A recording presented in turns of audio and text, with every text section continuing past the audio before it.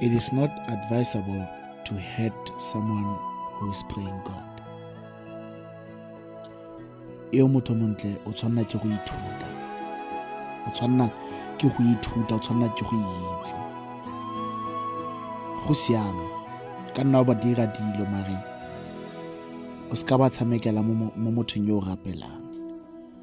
O ska ba tshamekela mo mothong yo o fetsa go mo dira selo a didimala. O seka motho montle go na le batho ba ileng gore ga go tshamekile mo go bone, go na le batho ba ileng gore ba rapela ene ga ba bua le modimo ka dikeledi sengwe le sengwe sa senyega,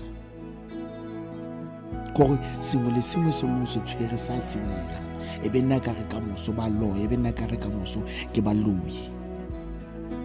Tlhokomela gore se ka ba ipona o utlwisa motho yo rapelang botlhoko. Tlhokomela gore se ka feleletsa go ntsha motho yo rapelang dikeledi.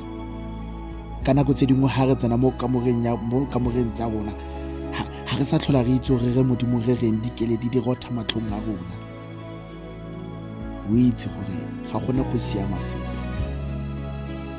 ga gone go siama sepe motho o montle.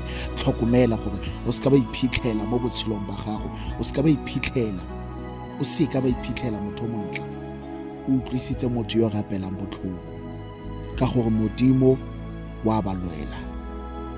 Modimo o lwela motho yo rapelang. So motho o montle ba utlwise botlhoko, ba utlwise botlhoko ba heta mare se yo rapelang e seng morapedi. Tshamekela kgakala le morapedi, tshamekela kgakala le motho yo rapelang ka lebaka la gore botshelo ba gago ga bone bonna monate. Botshelo ba gago ga bone bonna monate, ga bone bo tsamaya ka tolamo ka lebakeng la gore ka lebaka la go utlwisa motho yo rapelang botlhoko.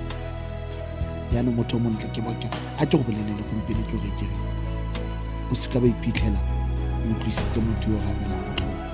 It is totally not advisable to hurt someone who is praying God.